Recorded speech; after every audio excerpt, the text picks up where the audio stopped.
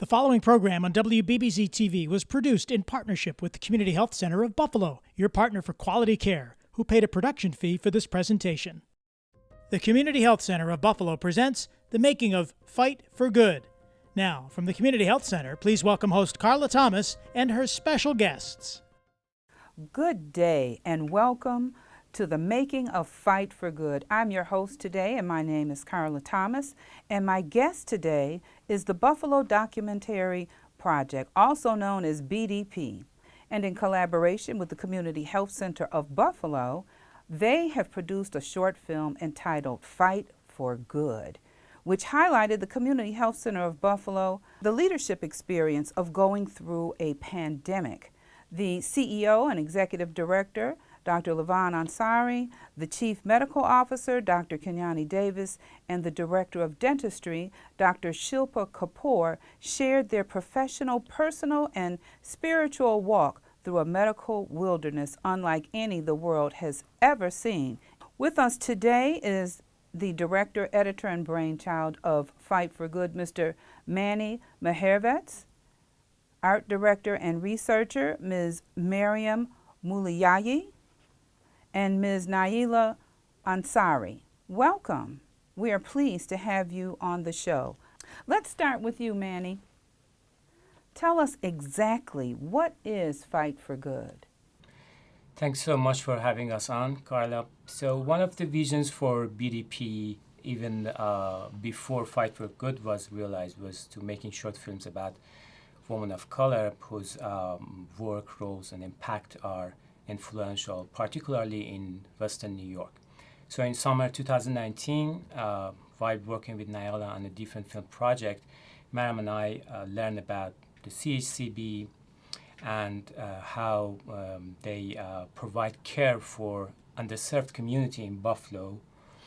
We both thought we would love to make a short film about CHCB as a community-driven center, and to interview Dr. Ansari as a black female CEO at CHCB. So the idea was to make a short film about the impactful leadership role of women of color. And while we were making it, the coronavirus pandemic was already a major global issue. We started with research, and Mariam can explain in more detail. I studied other films with similar subject. Before filming began, we met with CHCB's doctors and with production team several times to discuss the vision for the film. The next steps were finding crew and right equipment, and planning for production and post-production. At first, I was a little anxious about how the filming session would go. It was only 6 months into pandemic, and there was not a lot of information about how to make film while there is a risk of, high exposure risk for everyone, for the crew and for the healthcare provider being interviewed, as we had to work in a small indoor space. But we took all precautions, and we stuck to COVID-19 protocols. I asked my crew to do COVID test before filming session. And I planned everything in advance to make the process of production very straightforward and smooth. So people can see some of the images from behind the scene on our website to get an idea how the production was done. And thanks to our very professional production team, all Buffalo locals, and they did a great job. Well, I've seen the film, and it is absolutely breathtaking, which is why I want to go to Mariam. Now, as a researcher and an editor and art director, you looked at this project from a totally different perspective, but with still staying in alignment with what the vision is.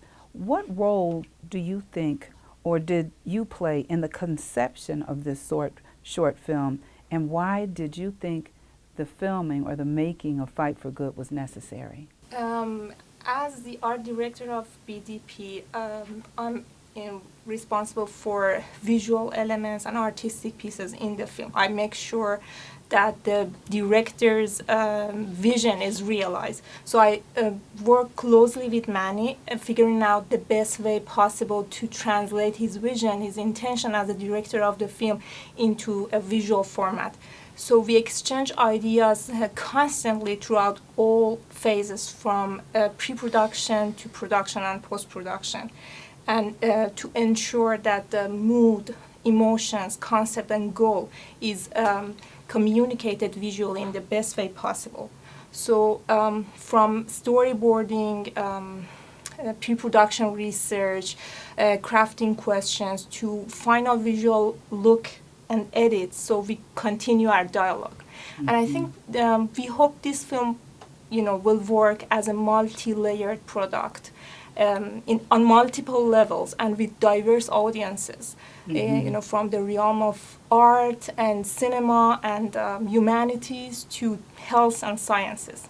And I believe that many people, different people, relate to this film and its message. So, Naila, you had a very different involvement in that not only are you the film's interviewer, and in fact a very skilled one I might add, you're the daughter of the CEO, Dr. Levon Ansari, so you kind of had some inside information. Can you just tell us a little bit about what she was going through, and did your knowledge of that help you guys at the drawing board when you were trying to figure out where we're going with this project?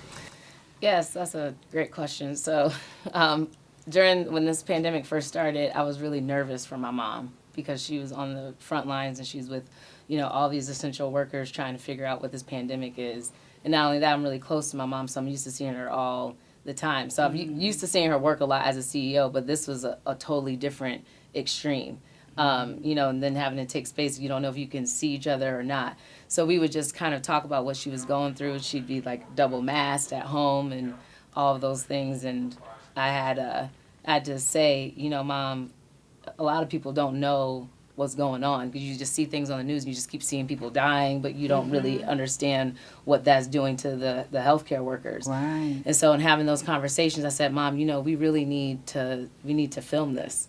And I said, I know the perfect people that are going to be sensitive to this and well researched and know how to put it out on the forefront, not only just to highlight you as one of very few Black women CEOs of health centers in the country, but also to put at the forefront what essential workers are really having to battle in this pandemic and look at the disparities of what it's doing in our communities, particularly communities of color. So I went to Manny and Miriam and I said, hey, could you want to put this documentary together? Because they have a wonderful production. And they were like, yes, let's do it. Now, the other side of that was a little difficult because my mom was not having it initially. She doesn't like to be in front of the camera. No, she's very humbled in that way.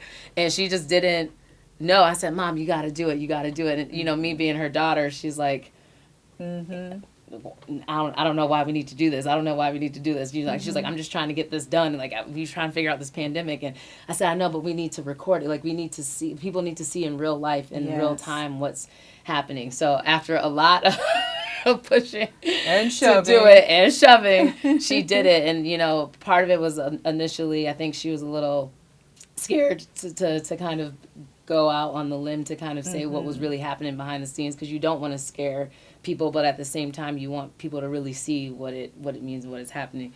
So Manny had the idea of like, well, you should interview your mom because that's really going to show the emotions, which was really emotional. It was hard for me at times. I didn't want to cry because you're really hearing her talk about what it's like to be on the front lines and what that meant. So that was kind of how it all started, and her having faith in me. I was like, Mom, I'm an actual professor in real life.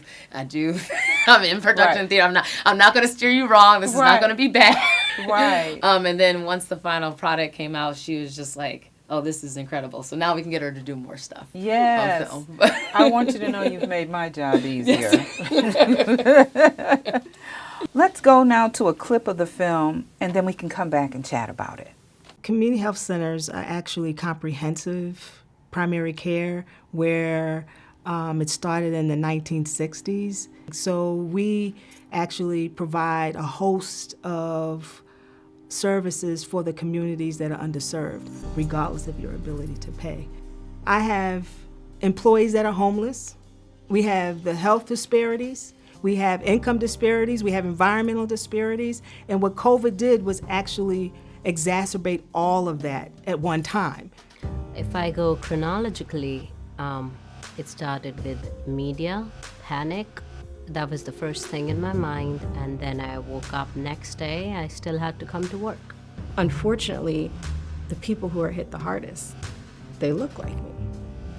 And that's been going on forever. That's not new. Coronavirus just shed light on it. The one thing that's unique about this disease that exposes who's on the front line and who provides most of the services, which though is mostly women and women of color. So we are more susceptible, but we also have to take care of our families.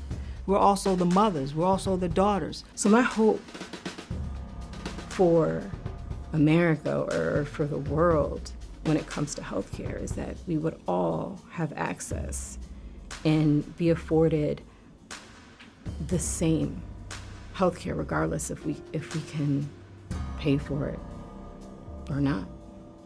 This organization, if it's not for profit, if it's a federally qualified health center, it just does not have a mission.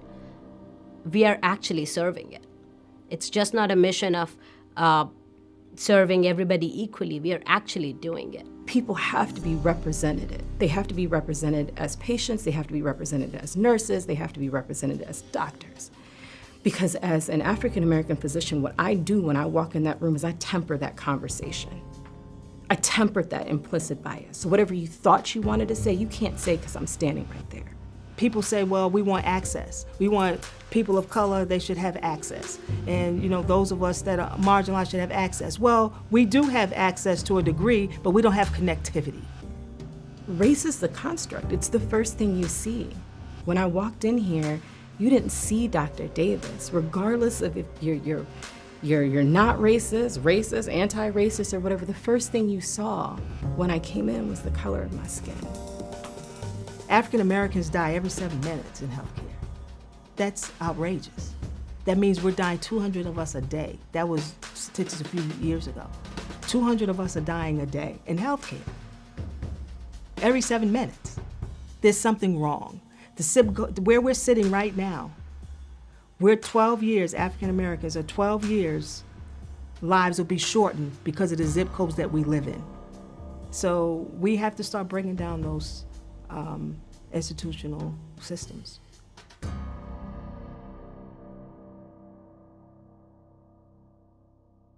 And we're back with Manny, Miriam, and Naila, the makers of Fight for Good, a documentary of the leadership of the Community Health Center of Buffalo during the COVID-19 pandemic. Manny, let's go back and start with you. The film was so engaging. How were you able to catch such authenticity and passion? I mean, what was your goal, or did it just fall into place? So when I founded Buffalo Documentary Project in 2016, I had a passion to give voice to communities and individuals whose stories are not generally heard by mainstream industry. For this film, I specifically wanted to explore the crucial role of women of color and how their experiences and insights can bring awareness and change. So filmmaking is a process. So the director needs to be aware of this process and be able to imagine the final product from the beginning, which I did for this film. So in addition, it is editing that can make any film, even a short documentary, powerful and able to speak to hearts. So to go from more than 3 hours raw interviews to a 22 minutes final version of the film, I listened to all interviews over and over again over the course of several months to get an idea how to edit it. So it is a delicate job to cut it down while retaining all emotions, ethics, and all critical information that needed to remain in the film. Naila, What message did you hope to send to anyone viewing the film in its entirety, and what knowledge do you hope was imparted or conveyed throughout this film? The message that I wanted to send out was to see the humanity in communities of color that usually aren't seen for their humanity. Mm-hmm. So that's first and foremost. And then the second thing was to show women of color that have been at the forefront doing this and championing it for a very long time, but particularly with the pandemic, to show that you have women of color that have always been at the forefront of a lot of these movements, and inequities and disparities in the U.S. and abroad. So that was those were the two main things that I wanted to get across when talking to Manny and Miriam, and also to show the power that women have in leadership. Yes. That is often undermined or invisible, for lack of better words. So that was something that was really important when I've had the conversation with them, and I knew that their work has always put women at the forefront, especially with our conversations that we have and the research that Miriam specifically does. I knew that that was going to be able to be captured. So now, Miriam, what kind of research or background work did you do to contribute to Fight for Good?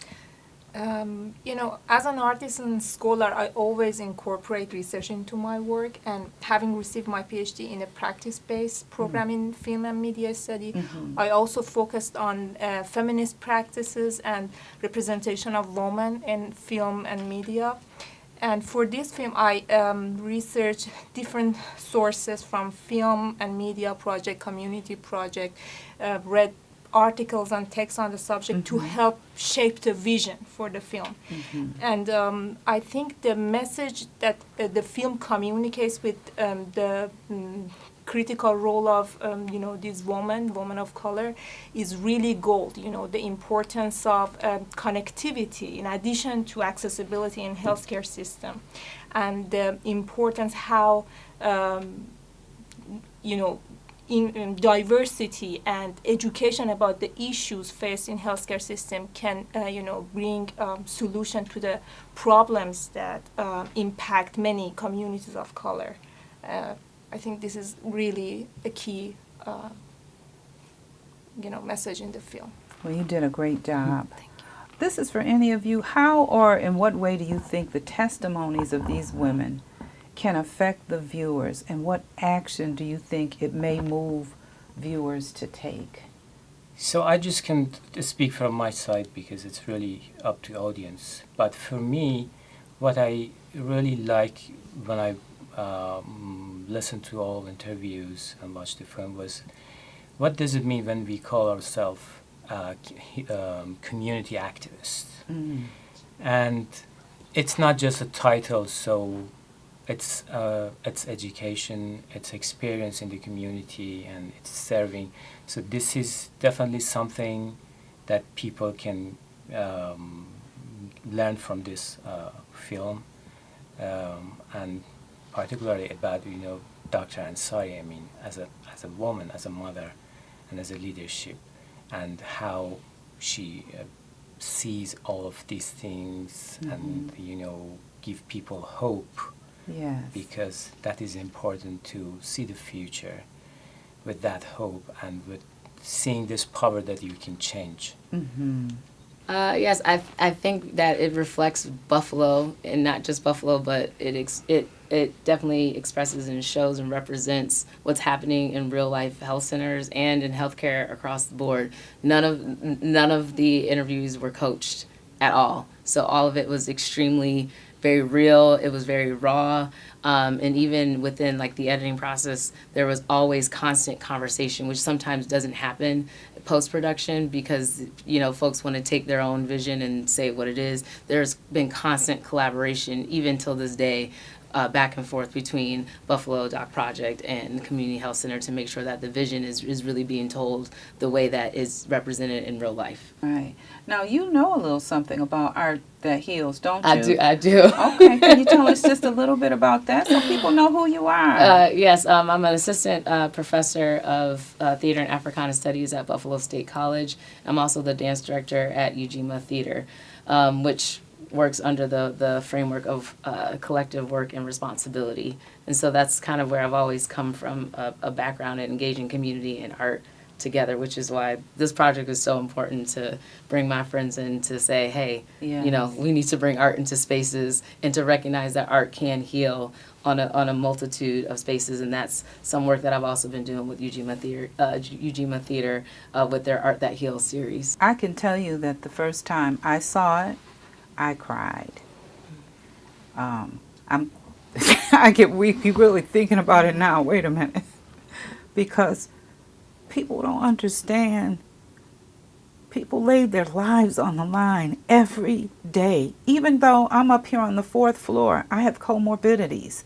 I came to work most days. I work from home some, but they take for granted the profession of healthcare, and they think that people should always be there. And you should be there. But when you're risking your life to help other people, Dr. Kapoor is the dentist. She couldn't be 2 feet from people. She's in your mouth, which is a place where you can catch COVID from. And so, you know, I want people to really start to understand the sacrifice that people in healthcare make, especially during a pandemic, but every day, but especially during this pandemic, when they had no textbooks, they didn't have anything to fall back on but their own intuition and their own courage and commitment to the healthcare profession. Well, lastly, Manny, what's next for BDP, and how can people find you? Yeah. So the good news is we are making the 2nd episode of the film, which will focus on vaccination phase and the issues and conflicts faced at this step. So the next film will show the challenges of bringing the fight for good into practice. People can follow us on our Instagram. Our handle is Buffalo Doc Project. They also can visit our website, buffalodocumentaryproject.com, to get updates about our upcoming films. Almost all of our released films are free to watch and available on our website. Very good. The film Fight for Good is set to premiere on April the 22nd, right? It's going to be shown from the Birchville Penny Arts Center, right there on the campus of Buss State College. And it's also going to be shown right here on WBBZ on April the 22nd. So there'll be more than one place to be able to view it. Manny did mention that we're looking at a part 2 of Fight for Good. So on that note, I will bid you good day. Community health centers are actually comprehensive primary care where it started in the 1960s. So we actually provide a host of services for the communities that are underserved, regardless of your ability to pay. I have employees that are homeless. We have the health disparities. We have income disparities. We have environmental disparities. And what COVID did was actually exacerbate all of that at one time. If I go chronologically, it started with media, panic. That was the first thing in my mind. And then I woke up next day, I still had to come to work. Unfortunately, the people who are hit the hardest, they look like me. And that's been going on forever. That's not new. Coronavirus just shed light on it. The one thing that's unique about this disease that exposes who's on the front line and who provides most of the services, which though is mostly women and women of color. So we are more susceptible, but we also have to take care of our families. We're also the mothers, we're also the daughters. So my hope for America or for the world when it comes to healthcare is that we would all have access and be afforded the same healthcare regardless if we can pay for it or not. This organization, if it's not for profit, if it's a federally qualified health center, it just does not have a mission. We are actually serving it. It's just not a mission of serving everybody equally. We are actually doing it. People have to be represented. They have to be represented as patients, they have to be represented as nurses, they have to be represented as doctors. Because as an African American physician, what I do when I walk in that room is I temper that conversation. I tempered that implicit bias. So whatever you thought you wanted to say, you can't say because I'm standing right there. People say, well, we want access. We want people of color, they should have access. And those of us that are marginalized should have access. Well, we do have access to a degree, but we don't have connectivity. Race is the construct. It's the first thing you see. When I walked in here, you didn't see Dr. Davis, regardless of if you're not racist, anti-racist, or whatever. The first thing you saw when I came in was the color of my skin. African Americans die every 7 minutes in healthcare. That's outrageous. That means we're dying 200 of us a day. That was statistics a few years ago. 200 of us are dying a day in healthcare. Every 7 minutes. There's something wrong. Where we're sitting right now, we're 12 years, African Americans are 12 years, lives will be shortened because of the zip codes that we live in. So we have to start bringing down those institutional systems.